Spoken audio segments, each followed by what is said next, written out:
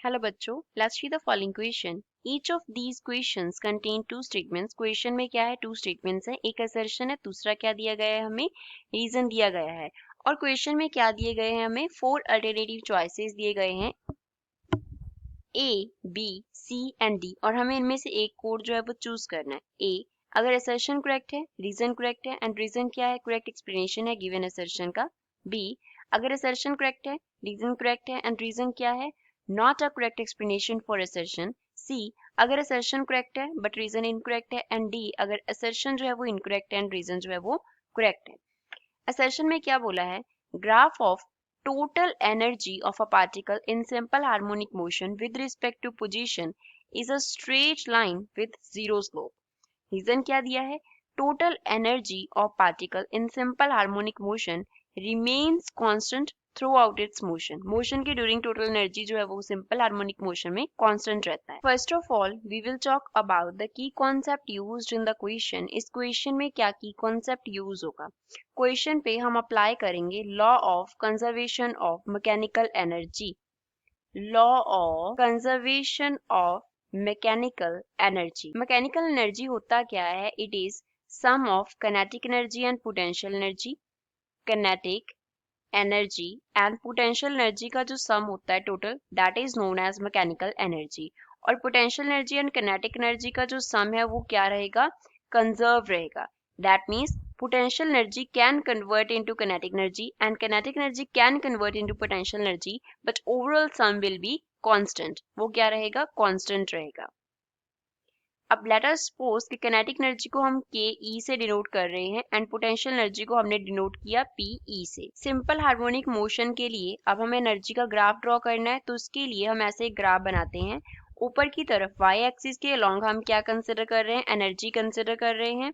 This here represents energy and इस तरफ क्या है, एक्सट्रीम पोजीशन है, मींस एक्स जो है इस तरफ क्या है, डिस्प्लेसमेंट है, मींस एक्स वेरी कर रहा है। एक्स जो है वो डिस्प्लेसमेंट को रिप्रेजेंट करता है, डिस्प्लेसमेंट। यहाँ पे सेंटर पे जो है वो जीरो डिस्प्लेसमेंट हो जाएगा, मींस यहाँ पे क्या हो जाएगा, मीन पोजीशन हो जाएगा, mean position.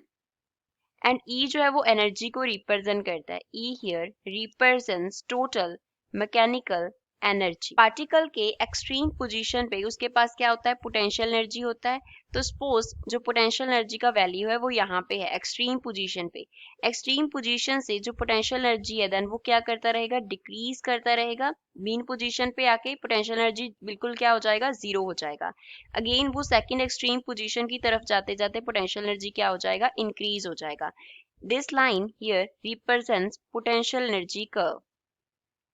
Potential energy curve को रिप्रेजेंट करता है। अब मीन पोजीशन पे पोटेंशियल एनर्जी जीरो है और यहाँ पे ये पोजीशंस जो हैं दीज आर एक्सट्रीम पोजीशंस।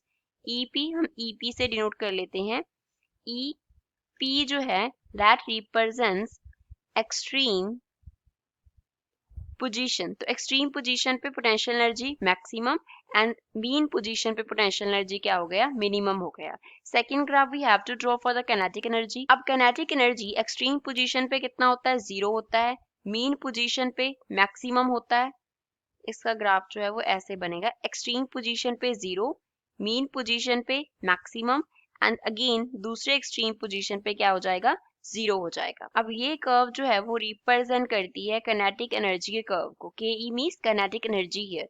लेकिन अगर हम सम करें potential energy and kinetic energy का, तो वो क्या रहेगा, कांस्टेंट रहेगा। तो टोटल जो मैकेनिकल एनर्जी होगी उसका कर्व जो है वो इस तरीके से बनेगा, kinetic energy and potential energy का सम। ये यहाँ पे क्या है, टोटल मैकेनिकल एनर्जी को रिप्रेजेंट करता है। तो टोटल मैकेनिकल एनर्जी का जो कर्व है वो क्या आ रहा है, parallel to the displacement line आ रहा है। इसका जो स्लोप है वो क्या बन रहा है, जीरो बन रहा है। Slope is equals to zero, that means total mechanical energy conserve है, इसलिए उसका स्लोप क्या रहेगा, जीरो रहेगा। तो इस सेशन में यही बोला था, graph of total energy of a particle in simple harmonic motion with respect to position. Position के विद रिस्पेक्ट टू जब हम टोटल एनर्जी का ग्राफ ड्रॉ करते हैं तो वो एक स्ट्रेट लाइन ग्राफ आता है विद जीरो स्लोप। तो ये हमारे पास करेक्ट स्टेटमेंट है। इसका रीजन क्या है, क्योंकि जो टोटल एनर्जी है सिंपल हार्मोनिक मोशन का वो थ्रू आउट मोशन कांस्टेंट रहता है। Both assertion and reason are true, and reason is the correct explanation for the given assertion. So A is the correct answer for the given question. I hope you understood well. Thanks.